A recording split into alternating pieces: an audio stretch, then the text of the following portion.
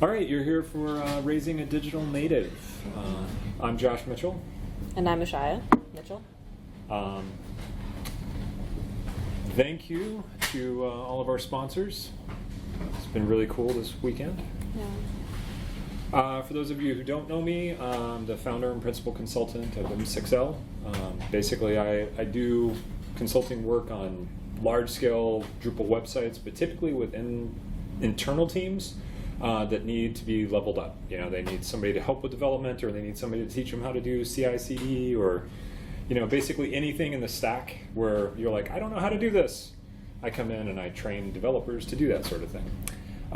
I've been on Drupal.org about 19 plus years, if you know my secret username, which I will tell you right now is Mobile Hippie. And there's a reason why I strayed away from it whenever I got into management, because it didn't seem appropriate. But I did keep the account, and it is still up there, even though it has like no credits or anything associated with it. By the way, all the artwork throughout this is going to be hers truly. So nothing AI generated in here. This is all real artwork. Thanks. Anyway, well, what I am is, like, my name is Ashaya Mitchell. I'm the digital native, or also the show and tell presentation. So I'm like the thing that you bring into school and being like, hello, here's my child. I'm not really making a great impression for I'm a good digital native, but what we're about to do is a conversation between me and my dad about things that he did for me growing up that helped me navigate a digital landscape as both a kid and now as like a young adult. What I do, currently I do a lot of WordPress development for like my actual job, but what I went to school for / what I'm trying to like get into is 3D modeling and environmental design for video games and AR projects specifically. Let's actually start the talk though. Let's do it. So today, this is what we're going to cover. We're going to cover, kind of what is our definition of a digital native. It doesn't have to be your definition. It's just what we think. We'll talk a little bit about cybersecurity, also archival and storage, social media, mental health, and how kind of that relates to the internet. We struggled with calling this approaches to research or what is truth. I think we ended up on what is truth. Which sounds kind of like a conspiracy theory. It's not about conspiracy theories, but it kind of is. But it's also really not. It's about how to avoid them.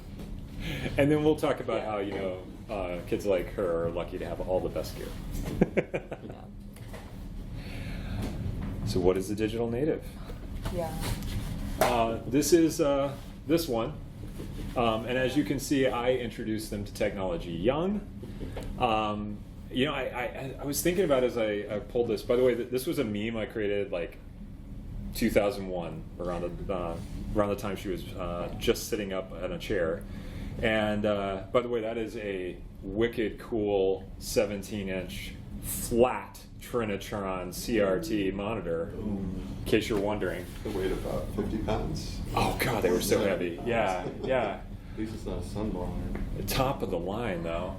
But I got to think about this particular This particular photo. I have my broadband is down, and it struck me that she's never not had broadband. No. There was never a dial-up modem in her life, which is kind of crazy to think. Well, and also I never learned how to type. That was never taught to me in school, and neither did my brother. But both of us, my brother and I, typed like gamers, because that's how we learned how to use the keyboard, was playing video games. And so how we type for essays and stuff is the WASD and then the rest.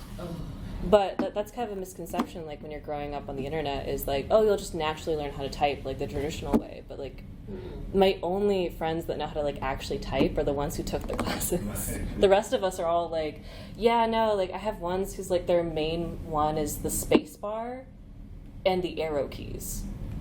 And I'm wait, why is that your position where your hands are? And they're well, I don't, no one taught me how to type. And I'm neither did I, yeah. My generation was the first generation to have it taken out of schools as a typing class, because everyone just assumed you knew how to do it, because moments like these.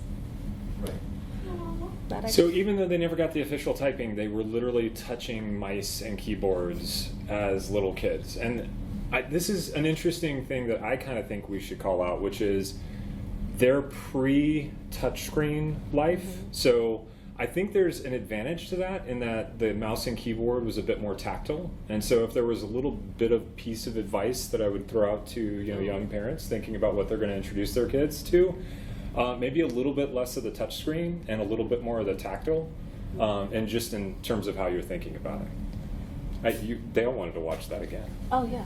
Yeah. Clearly. I apologize for the rough start there. I had lost internet connection. So what is your first memory of technology that you have in the house? If we're talking about computers, it was our first iMac. And I remember it because I used to play PBS Kids on it with my brother. Or my very first video game was actually The Incredibles, that DVD video game. And my brother used to play The Flash, like racing game, and I would sit behind him, like we're on a motorcycle, and just watch him play. But like my very first like memory of like technology was probably our old VHS like TV. She loves to tell the story that as a very young child, that we would not get up with her at 3 a.m. And we taught her at a very, very young age to use the remote to turn on PBS and PBS only. And what was your favorite show that you started with? Well, it wasn't a favorite show. It was just what was on, which was Old Lady Yoga, which now that I go back and look at it, they were probably only 40, which is not old or anything like that, but they would be in chairs with tambourines. Oh, come on, know to your audience. Yeah, I know, but that's the truth. But what was right after Old Lady Oh, and Yoga? then Bob Ross. Okay, and then I which watched Bob Ross. I feel this contributed to her artsiness. I'm just Yeah, saying. and then you'd be like, "Don't wake me up until Curious George turns on," and that's how I like gauged time as a child. But like, I feel like I was both on the edge of being like an iPad kid because I definitely grew up with a lot of TV, and like TV is like not a parent, but like Not that much TV. no, not that. Well, we did just describe how like as a small that's child, true. you're like from 3 a.m. to probably like yeah, it's like a little yeah. bit of a babysitter. Well, okay, so let's move on to my biggest regret in Oh, exposing y'all to technology is I actually do think that even for as much effort as my wife and I took to not expose the kids to too much technology, we were pretty young and we did use it as kind of a crutch sometimes. So it's something that I've thought about a lot over the years, and would I do it differently? Probably not, just because of the nature of what it looked like then. But on the flip side, maybe a little bit less. Maybe a little bit less early video gaming and a little bit more modeling clay, which I didn't put this one up, but she actually did a claymation event at like age 5 on the piano bench that was just amazing. Filmed it. She's like moving the characters real time and talking the whole way, missing a few teeth, so you can only understand about half of what she says. It was pretty amazing. I didn't realize how embarrassing this talk was going to be. But the one thing I will say I think that you did really well, even though you do regret how much screen time I had, was the type of screen time I had. Like, I was only ever allowed to watch PBS Kids, which, if you know anything about, like, public broadcasting for children, there's, like, really strict guidelines about what they're allowed to show kids. Like, the pacing, the color, like, it all has to be developmentally appropriate. On top of that, the only video games you vetted every single one of the video games me and my brother played. Like, anytime my brother and I wanted to watch a new show, anytime we wanted to play a new, like, TV show, I'd always joke that it felt like going to trial. Like, I had to, like, prepare my little brief and, like, be like, here's my exhibit 1, exhibit 2, here's why I think I'm, like, old enough for this piece of media. And, like, I remember being upset because there's a lot of times you would just say no. You'd be like, no, you're not old enough. It's the nature. Yeah. Well, based on early exposure to technology, But you though, monitored everything I did. True. Well, not everything. Oh, yeah. But there was a long time where you thought that I could see everything on your phone, and that was very intentional. But so based on your experience of like growing up with a technically literate parent that was, trying to teach you things about technology, what would you say was the biggest difference for you and your peers and the friends that you had growing up? Well, the biggest difference is I would just ask you questions. Like, every pop-up, every, terms of service, every single time I downloaded something, and it would ask me, like, oh, do you want to share your location? I would literally go up to you and be like, why do I need to share my location to Angry Birds? Like, why? And then you'd be like, well, there's no reason, so I'd say no. versus my friends didn't have that. Like, they would often ask me questions, and then I would go ask my dad. They'd be like, what does this mean? And I'll be like, I don't know. And then I'll, like, either text you or, like, go ask you and be like, what does this mean? You'd be like, you'd be able to tell me. The curse of every technological parent is you are 24/7 tech support. Oh, yeah. Which isn't necessarily a bad thing when you're thinking about raising your kids. To be their tech support means they're actually talking to you about something kind of Yeah. cool. Except, I think it gave me an advantage later on because eventually you got tired of my questions and you started showing me how to Google. You're like, oh, this is how you answer this question. This is how you use this tool of Google to, like, figure out why you want to know this. And you also encouraged me to, like, read privacy agreements. And anytime there's, like, an update to, like, user agreements, I would read it. Like, I would spend summers reading, like, Apple's user agreement. Never get through the entire thing because that thing's way too long. But you always encouraged me to be curiously critical of everything I did online and everything I consumed and everything I touched. And, like, something we'll talk more about later on is you always taught me nothing on the internet is free. That's true, and that's kind of a good segue to cybersecurity Yeah. and thinking about, how do we interact with that concept of privacy on the internet, and how do we teach our kids to deal with privacy on the internet? By the way, this is a really cool animation, so I feel like I should, just let the animation do its thing, which is kind of cool. It feels like it's the start of, like, an HBO TV series about androids or something like that. Oh, yeah, because I made it in a series of animations for a fake HBO style opening credit scene. So what would you say is something that I taught you about security and privacy when you were young? What hacking was. That there were people actively on the internet that would want to, like, compromise, like, my security, the importance of privacy, like, what does it mean to exist online? Like, that was one of the biggest lessons. Also, very early on, like, I think the earliest conversation we had about cybersecurity, my first one I can remember, I was actually 4. And we were talking about passwords, and we were talking about why I shouldn't just be on, like, online, like, flash game, like, chat rooms. Because I was young enough to get there. Like, I could use a mouse, I could use a keyboard, I could Google Probably for not flash 4. games. You're probably misremembering. Probably, that, but- yeah. Okay. But that was a later one. My first one was about passwords. And I remember it because we were setting up the iMac, and we were setting up my account, and I Oh, didn't that's know true. why, like, I would need a password, and that was our first conversation about, like, why passwords are important and, like, how to make a good password. And I had that at 4. And I think that's pretty amazing because, like, I took that, like, it was a very, like, basic for my level of understanding and, like, how old I was. But later in my life, I already had an understanding that passwords were important. And so as I got older, I understood more and more what it meant to have a good password. And later, when we went into a password manager, like, what is good security practices? Like, I mean, things as I simple as consider that kind of a critical thing for parents to consider when you're raising your kids, like password managers. We have a family shared password manager. I'm a big fan of 1Password. You could do Bitwarden. Not as big on LastPass just because they've had some really big security incidents over the last few years, but there are so many great options. I mean, Apple's going to have it built into the next version of their operating system. If you're in the open source world, getting into something like KeePass, whatever it is, having something where from a very early age you have segmented shared passwords for everything. Now, obviously, I don't give to my kids like all the passwords that my wife and I need to do our finances or whatnot. No, but we have had a conversation that, like, what if you or mom were to unexpectedly pass? Like, I know how to get, like, I know where, like, the key is, or I know where to find the key in the safe.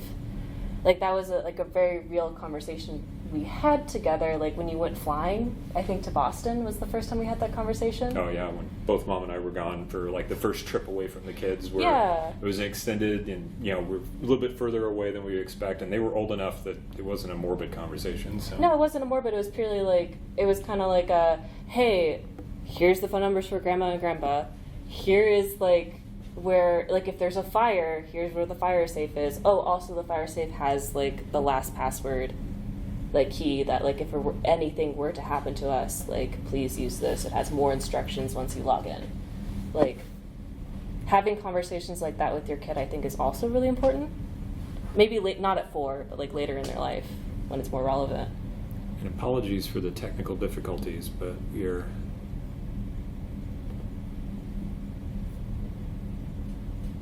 missing our notes. Apologies about that. So aside from passwords, what's some other things that you've done to try to secure your password or privacy? Oh, I think simply reading user agreements, and anytime there's an update, like I check. Like, mind you, I now go to the abridged version. Like, little me was like, I need to know every single thing in this thing, not realizing that's physically impossible. But anytime I see that Apple has a user agreement update, any of the apps I use, if there's a data breach, I double check all my passwords. I go into 1Pass. I make sure that none of my passwords are compromised, which I think is wonderful that 1Pass has an easy tool to do that. But my dad is the reason I think like that. Because my friends don't think like that. Whenever there's a data breach, I'm the one who's like, you need to change your password. And they're like, why? And I'm like, Google had the security breach to make sure your Google password's not. Or I was the one who got all my friends into two-factor. They're like, it's annoying. And I'm like, a little annoyance is better than having your Gmail compromised. I'm so proud. It's still annoying. Another thing that I've taught fairly early to both of the kids was how to identify a fraudulent website. Oh yeah, or reading never clicking a link in your Gmail that you don't know. Hover. Hover, but even before that, the talks that we used to have made me more interested in cybersecurity. And so I would take classes about it. I would read online. I would take what was it? It was you took in college. You took the computer forensics class. Yeah, that was kind of cool. She was coming back to me and telling me stuff that she had learned in her college class. Though I will say there was that one professor that what did he tell you to do that we talked about? That was back in high school. So something you should probably tell your kids: don't ever put your passwords into those website checkers. In school, in high school, I had teachers come up to me and in an assignment, they're like, oh, put your actual passwords into this website to check how secure they are. And I rose my hand, I was like, that's a bad idea. And my teacher's like, why? It's about security. And I'm like, no, just make up passwords. And they're like, just check your real ones. And I'm like, you don't know who owns that website. Who owns that website? And they're like, I don't know. And I'm like, then don't do it. Having those moments where my classmates did, and they would tell me their passwords. I'd be in school, it's just kind of one of those things where don't assume your kid knows anything about cybersecurity just because they've been online. Actually, assume the opposite. Assume they don't know, and that they're making potentially lifelong choices that might haunt them if they don't change their passwords right now. I thought this was fascinating. There's a bit of statistics that Mashaya tracked down for us for purpose of the presentation. Some of the highest reporting of being phished is actually some of the younger generations. Is Gen Z and millennials, which it's important to note that it's reported. There's also other statistics showing that baby boomers and the silent generation are less likely to report.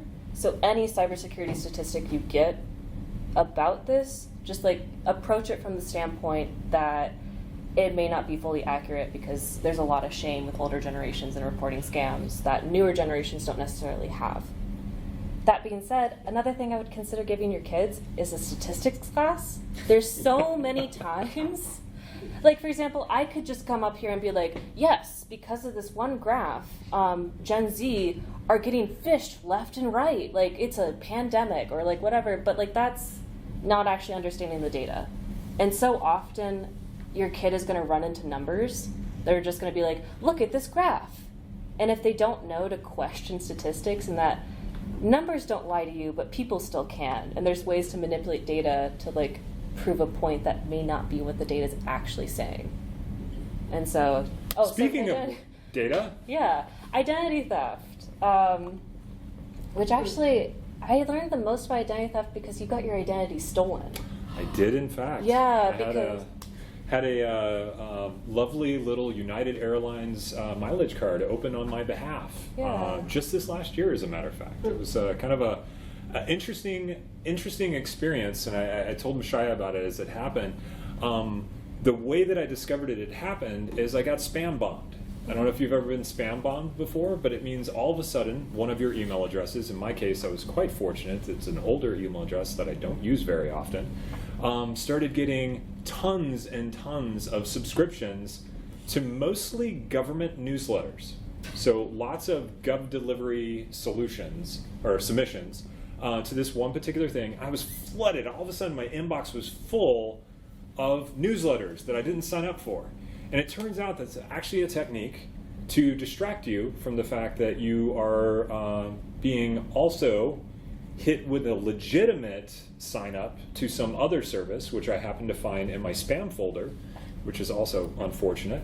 But it turns out it was a legitimate like Chase United mileage card, and I was able to go into a Chase branch and like say, hey, I don't have an account with you anymore, but this is what's happened, and this is who I really am, and that is not me. Please make sure this all gets shut down. Which, incidentally enough, reporting that online, their like report this, was the most uncomfortable thing where like somebody online was trying to get even more data out of me. So that's the reason why I end up going into a branch. It's kind of that weird thing where, you know, like making a phone call and hearing someone named Bob, you don't sound like a Bob, give me all these questions about my identity. It just didn't feel comfortable. So another thing to consider when kind of dealing with that identity theft. But the reason I bring it up is like everything he told you, he told me when it happened. And so anytime my dad would run into like security risks or any like cybersecurity issues, like he would tell me about like what happened and his solutions to it. And so I think having open dialogue with your kids and not having any shame around like, for example, having your identity like stolen. Like for example, for my dad, the reason why was because he's part of the VA data leak. So sometimes it's not anything you personally do, but it's also something to consider that like when you're a kid, like who you give your data to, who you give your email to, like they'll have that forever. And there's no guarantee how like well they're keeping it secure. And so having that in mind is really important, and that's something you taught me, like really drilled into me from a very young age. So. You know, one thing you probably still need to do. What? Probably need to lock your credit with all the major credit bureaus. I'm just going to say this for all the adults in the room too. It's not just your kids. I mean, go ahead and do it for your kids right now, because the likelihood that they're going to have something open in their name at the point that they turn 18 is very high at this point, because their data is all out there already as well. Something and that you should actually consider. feeds into the statistic. A lot of Gen Z, the majority of Gen Z who have their identity stolen is actually before they're even 18. And it's because they're not checking their credit. They're not checking. They're so young that they don't even have to think about credit cards, and then they go to try to open a credit card, and they're like, why is my credit 300? I haven't even touched credit cards. And so literacy in like both technology and credit's important. And like, let's go into one of my favorite art pieces, because we're gonna run out of time if we don't keep moving on.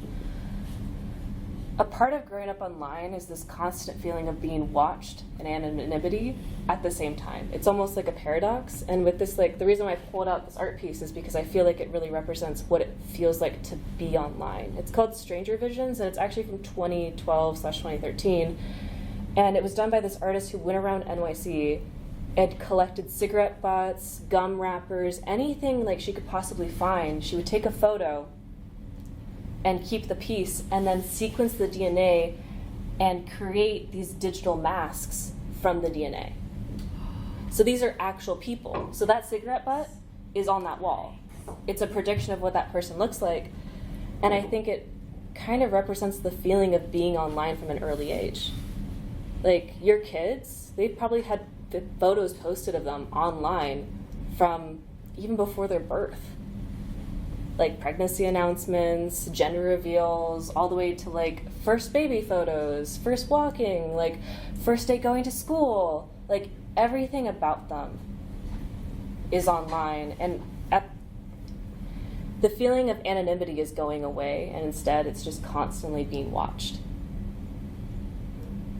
And that's something like I think people need to consider for their kids, is like, how much do you want to protect their privacy? How much do you want to make their privacy their choice?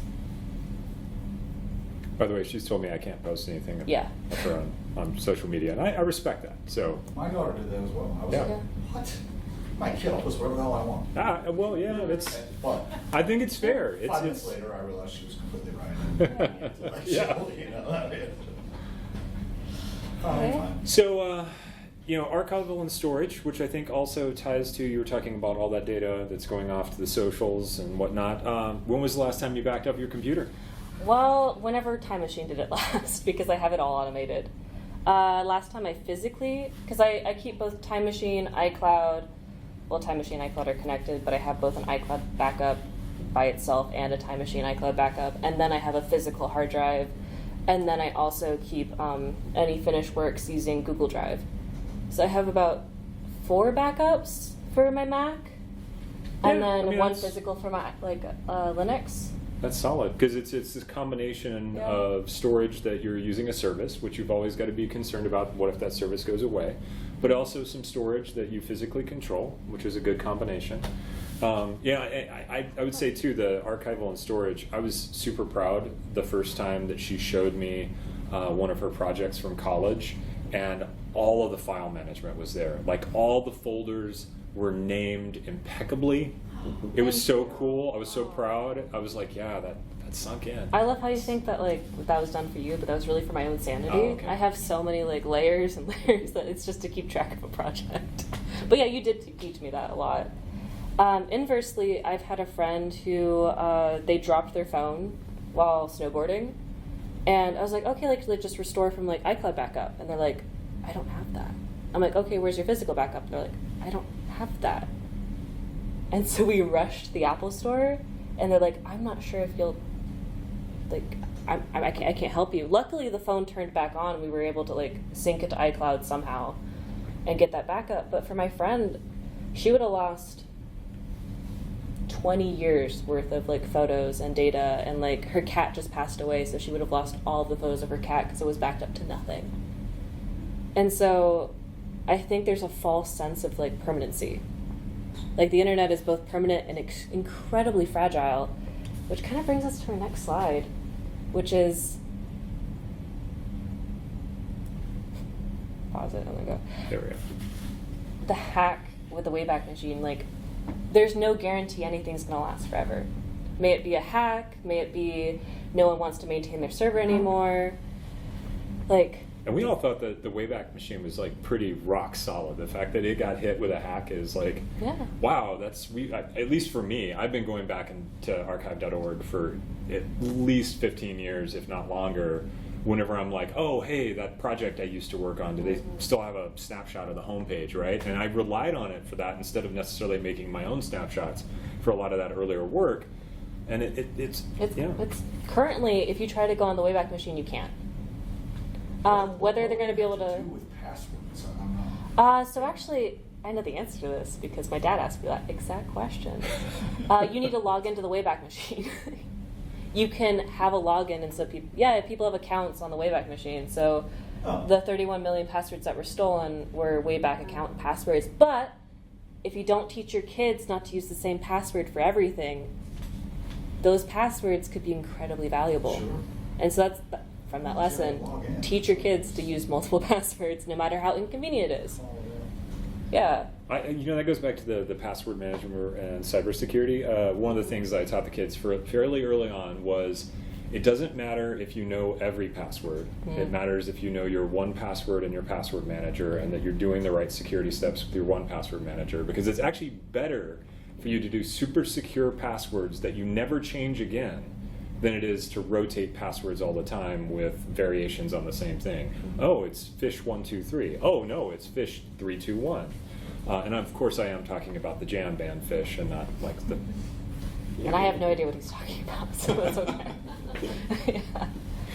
But inversely, I worry about using password managers and having that single point that if it fails, if someone were to have my one password, they'd have all of my passwords.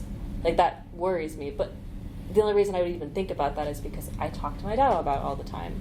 When we went onto 1Password, that was one of the first questions I asked him, was, that seems like a single point of failure. And unless your kids know to ask those questions, they're just going to assume everything's safe. When we talk about storage and ephemeral storage and stuff, there was a recent thing that came up. I do think it's important to use these cloud services, but I think we're going to have to come up with some ways to do some physical services as well that can be turned off but still be kept secure. Interesting article that I recently read suggested that for every photo that we post to social media, that photo represents a light bulb, an LED light bulb probably, but a light bulb that is turned on forever.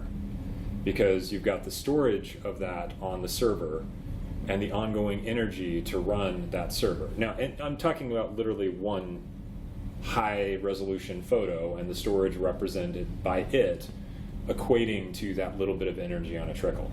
To say nothing of the energy and stuff that we're using to train all these large language models and all the new technologies that we have. We really need to figure out a way to offline a lot of this so that we can turn it off and turn it on, and by turning it off we actually get a little bit of extra security as well. But these are musings. Yeah. And I think a more pertinent question to think about is, does your kid know how the internet works? Like, what does the cloud mean to them? Like, when someone says the cloud, because of how my dad raised me, I think of giant server farms that, like, span football fields worth of computers, and that's where the cloud exists. But, like, I'm not sure if you ask, a random kid off the street, like, oh, what is the cloud? I don't think they'd be able to answer that. And it's because it's not taught in school. If your parents don't teach you, if you don't, like, independently look for it, like, you just never know. And so I think the internet is almost this amorphous blob for a lot of people and a lot of kids. And unless you're raised knowing what it means, it's hard to create on it. It's hard to be more than just a user on the internet. I always love to, I don't harp it to her every time, but she's heard me harp it to all kinds of other people. There's a book that I read a long time ago, and the author of it, Jeremy Rushkin, actually presented at WebVision's 2009-ish, somewhere in there. It was Program or Be Programmed, the 10 Commandments of the modern internet or something like that. I may be getting one of those words wrong, but if you do Program or Be Programmed in Rushkin, you'll find it.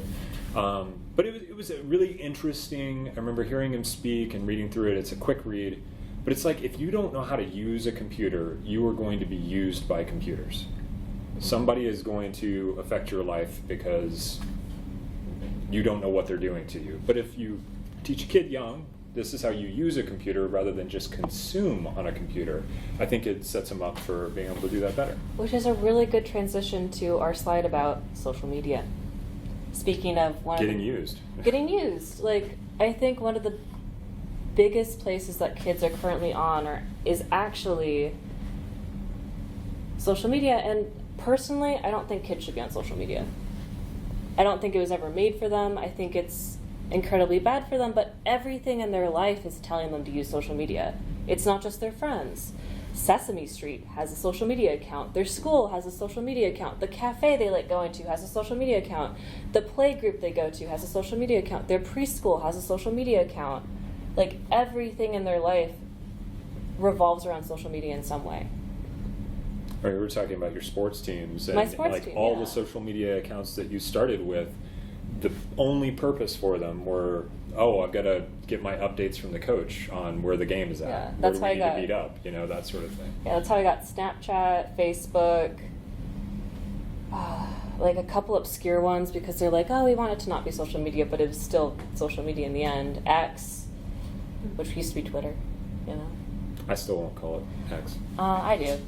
But it's really hard to just say, keep your kids off social media. Because I think my generation had an easier time, but even then I had pressures. Like, I joined social media probably my junior year of high school, but my friends had it as young as, like, middle school. And they'd be like, have you been on Facebook? And I'd be like, no. They're like, have you been on Instagram? And I was like, no. And it would just over and over again being like, have you seen this thing on Instagram? Have you seen this thing on Facebook? And I think it'd be really easy for your kids to feel left out. And so, but I think it's worth making them left out. We struggled with that. I mean, that was basically, we kept our kid, our son, off video games while, for 2 years probably after, it had been seeping in. And it's literally, we felt like bad, that we were ostracizing him. But that's how we know, we wouldn't give him like a gaming set. So we gave him this little, whatever they were then, I forget what they called the things. Like the Nintendo DS sort of thing, yeah. Exactly. Yeah. And I am talking, this is like essentially it was like mainlining heroin for Mm-hmm. this child.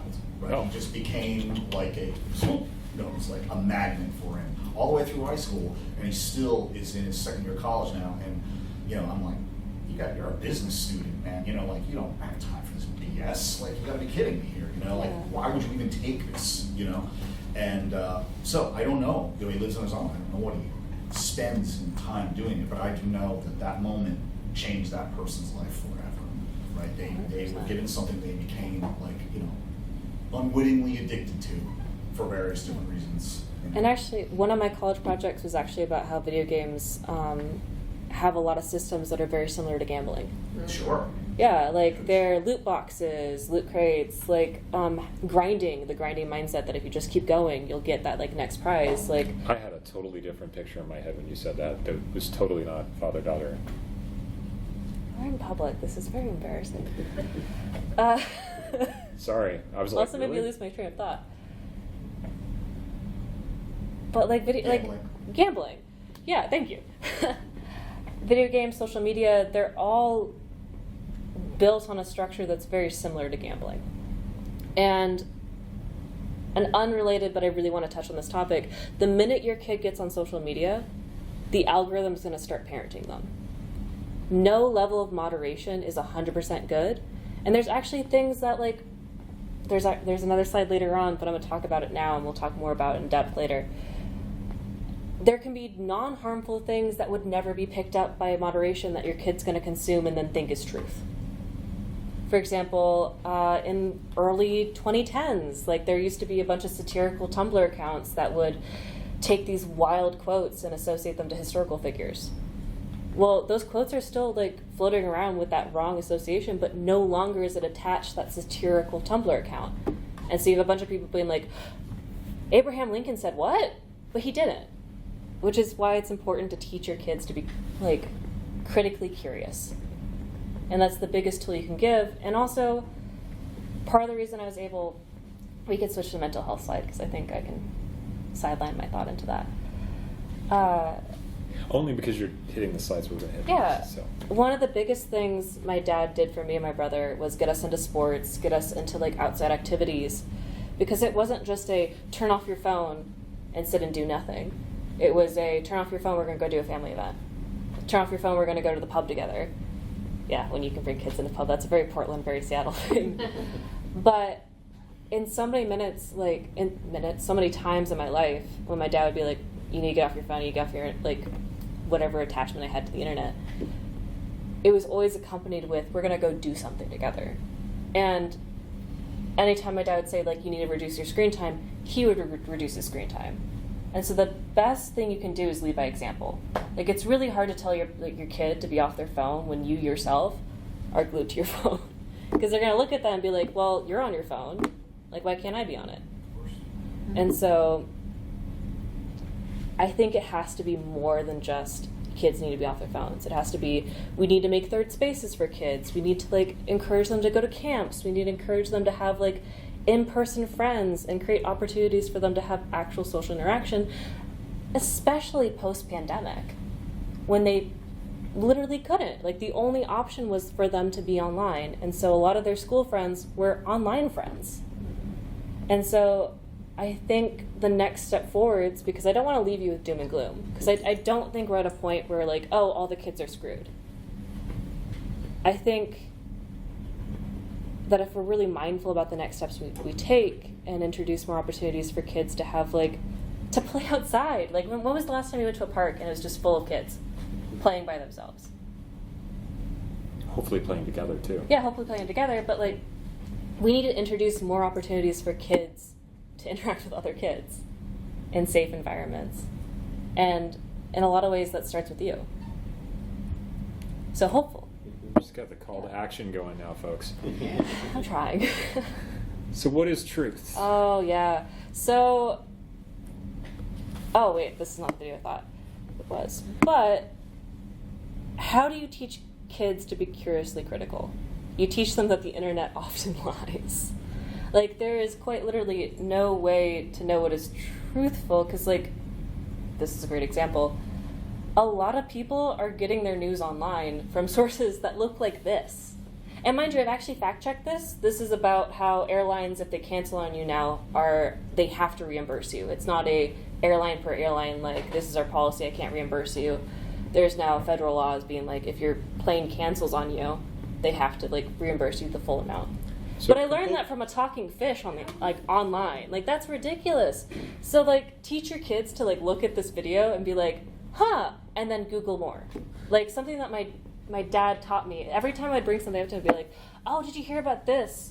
You'd be like, well, where from? And I'd be like, from here. And they're like, well, where'd they get the source from? And I'd be like, here? And you're like, you're not sure, go Google it. Every single time. I was so pissed and so annoyed because sometimes I just like, look at this fun fact, but like the amount of times I'd actually find out I was wrong and I'd had to go sulk back and be like, so I have a retraction to make and I'm really embarrassed. But slowly it taught me just to like question everything I read online. And it also taught me how to like Google ways to find the correct information, such as, oh, Sorry, I didn't mean to that restart was the on fish. click. Thank you. There we go. Oh, this is a statistic. So millennial, Gen Zs, older millennials, truthfully, like every generation now, at least once a week gets their news online, from social media specifically. Because online can mean anything, because now you can read the New York Times online. But from social media, they'll get their news from there. And I was also one of the first generations for like government bodies to start posting online. Like I found out about the wildfire that happened in Southern Oregon from a tweet from the Oregon like forestry department. And like that's what made me like check in on my friends and be like, oh my god, like are you guys okay? Are you guys okay? And like social media is becoming more and more I'm gonna put this in quotations, a legitimate form of like information. But it's not because the platform itself is legitimate, it's that legitimate bodies like governments, like the New York Times are using it as a tool to contact the public. But inversely, like remember when X got rid of their blue check mark and you could buy it? Like all of a sudden had a bunch of people like spoofing like legitimate accounts. Like there's always gonna be someone who thinks it's funny to present themselves as truthful, but really not, because in some ways it's funny, but also you need to teach your kids that people lie. Like that's the biggest thing you could teach. And part of that is, where do you fact check? Like I personally love Snopes because it's the only place where like they pull up the wildest memes and be like, oh yeah, I fact checked. But this is not a great example of it. But Well, actually, Church of Satan founder, I, dying words renaming like that. Yeah, there Hurricane you go. Milton was a Yeah. pretty good one too. There Yeah. are actually some great examples. Like I often go on Snopes just to like, because I don't have time to double check every single thing I read online. Like that's exhausting. It's limiting. And so teach your kids places to go online to double check what they've read. The amount of times I've been on Snopes and I was like, oh, I really did believe that. Oh, and I was completely wrong. And even better, they cite their sources. I think one of the worst things to teach is that Wikipedia is a bad place to start research, because of all the like places online, at least they cite their sources. That being said, anyone can edit a Wikipedia page, so teaching nuance is important. I think that's an interesting one too, because having a spouse that's in education, Yeah. That's actually changed within education. It used to be high school teachers would be like, don't use Wikipedia.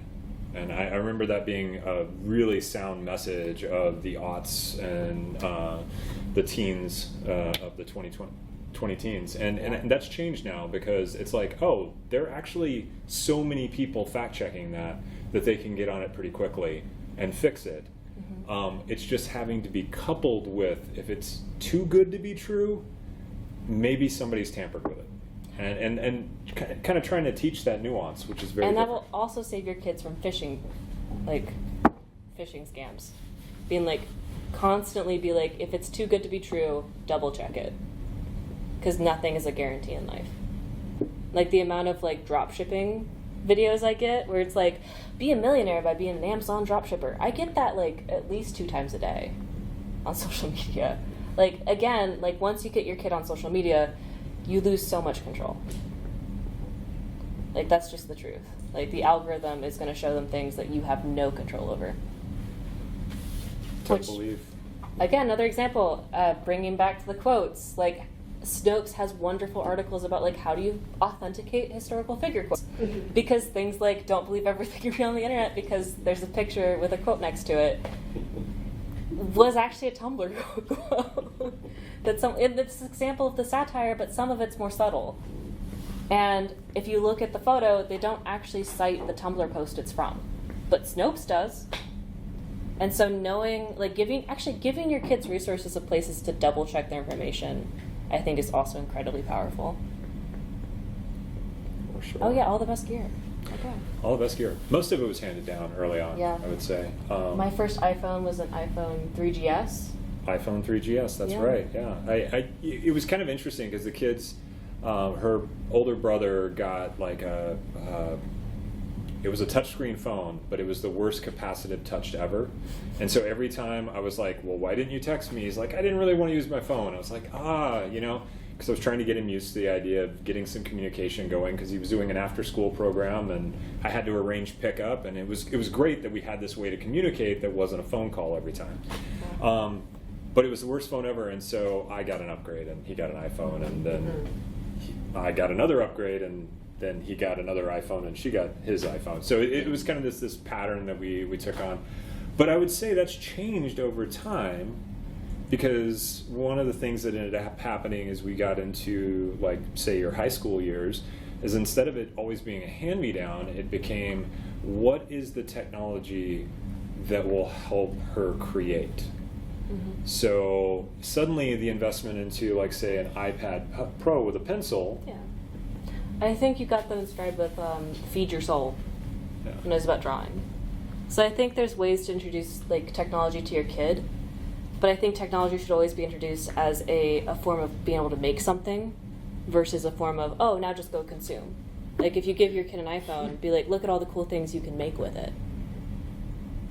And I think lessons like that and encouraging your kids to actually, like for example, my brother and I have very different relationships with video games. Like when I got into video games, I also was like utterly obsessed with it.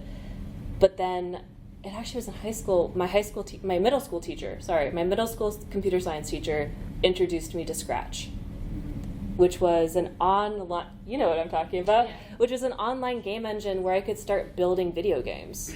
And so my brother would play them, and I would just be online building video games, trying to recreate Minecraft or recreate, well, this is going to sound like a bad parenting move, but Injustice, the Street Fighter style DC game. She was a teenager by then, just to be very clear. I loved it anyway. But also, I did summer reading. I was a library volunteer. Like, after school, when Keaton and I would get on the bus, we'd go to the library and we'd just hang out. Like, I read so many comics that way. So, like, again, I think the answer is not just, oh, let's take away all technology from kids. It's, let's introduce technology as a way to make something and also give them a third space where technology isn't their only option for entertainment. It's not their only option for connection. Speaking of best gear, and I think this is a great topic to end on, because I'm super proud of the machine that you just put together as your first machine that you bought for yourself. Yeah, Linux. Could you describe that machine a little bit? Well, I get asked this question, I always draw a blank, because it's so many numbers, which I love machines, I love building. My favorite thing about the Linux is anytime something breaks now, I don't have to be as a Mac user, be like, oh no, I have to go to the Apple store. Instead I can Google and be like, ooh, I could replace this part myself. What sucks is I have to buy the part and then do it myself, but that's beside the point. It's a Linux with a 64 GPU core and a crazy graphics card that I got to optimally run Unreal Engine. And so I can now start rendering in real time, Lumium style rendering engines, and it doesn't even get hot. It just starts sounding like an airplane engine, but it's just because it has so many fans that go all at once. And it's kind of glorious. I've been pushing it to the max, and it has not shut down once. I'm to the point where I'm I kind of want to set up a emitter and then emit a million lights and see if it would actually work, but I also don't want to damage my machine, so I'm not going to do that. But that's also just my personality, where I'm oh, a technology, let's see how much I can do to it before it breaks. Like that comes from you. I'm like, ooh, let's push it to like the limits. And I got to say, no one could be more proud than the first time that you have your kid describe a technology to you, and it goes all the way over your head so hard. And there's been nothing like that except experiencing her do 3D modeling and talking about the programming and stuff, and it's pretty phenomenal. So it's really. If we were to end on something, because we actually do have to end. Yeah, now, let's 'cause I have end. to Yeah. put up the thank you slide. Oh, please put it up. What would we end on? What closing thoughts?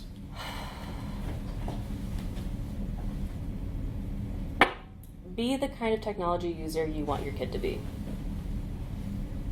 Like, lead by example, teach them to be curious, teach them to be critical, and just love your kid. Like, love them, have open communication, and like, if something goes wrong, talk to them. Like, no one's perfect. I think that's like how I want to leave this talk. I might cry now. And if you'd like to reach either of us, our contact information is up on the screen. By the way, I'm not going to end on that. But reach out to Mashaya if you have some interesting 3D modeling. That you Oh want yeah, to I'd love that. Let me just talk. All right. Actually, I'm about to do a Drupal pitch about making an AR game for the Drupal Passport, and hopefully demoing in Atlanta if it goes through. So. All right. Thank you. Any questions from the group? Oh yeah, please do. None? That's okay. I have some things that we do that. Oh, I'd love to hear it. One of the things, no one in our family ever puts their real birthday in any website. I don't either. unless it's a banking site Yeah. or government that we actually have to. But Microsoft, Apple, they all have fake birthdays. That's So- a good one. I'm fake birthdays. 999 years old in a couple websites. Yeah. That's how old they were letting go. And all those personal questions I make up answers and put them in our password manager. Oh yeah, Same. security questions. Yeah. I never fill those out with anything real. That's Because always... social media, you can find it out so Yeah, easily. yeah. Yeah. And then the other one, when we've talked about the internet lying to you all the time, my daughter's like, oh yeah, I do that too. She creates things and lies. So it's like, Yeah. okay. So just make sure you remember that when you're seeing anything else online. That's actually a great way to teach your kid. Would you lie about this? They're like, yeah. Someone else will lie about it too. I think that's a great example. Yeah. Nice. Yeah, well, it was lovely talking with everyone. Oh, yeah, please. I just wanted to say this is great. My daughter is turning 5 next month, and she's just Aw. learning how to read. Yeah. So all of this is gonna spiral. It happens. It happens way too fast, man. She learns to Way read, too fast. But she's Yeah. pretty good. If I could get my wife to listen to me about 2-step and everything. That would be great. I have some actually interesting stories about spousal technology experiences as well, being with me all the time. She is so good at getting the IT group at her school district to respond to her requests, because she will come to them with the right words. And it makes such a difference, and also with a grateful heart and like treating people like human and stuff like that, which all makes even more of a difference. But just from all the conversations we have about, oh, well, what are you doing, or how does this work, and it makes a big difference. So share with the whole family. They can. Yeah. She Yeah. just goes, it's annoying. I don't like that. Yeah. It's more. It is annoying. I agree. I still do it, but it's osmosis. annoying. Just let it happen through osmosis. It's all good. Yeah. Anyway, well, it was lovely presenting for everyone. I hope everyone has a wonderful rest of their conference. And No, this is the end of the conference. oh, it's the end. Well, I hope everyone gets home safe. It'll be great. Yeah. You want to hit the big red button? Oh my God, we can?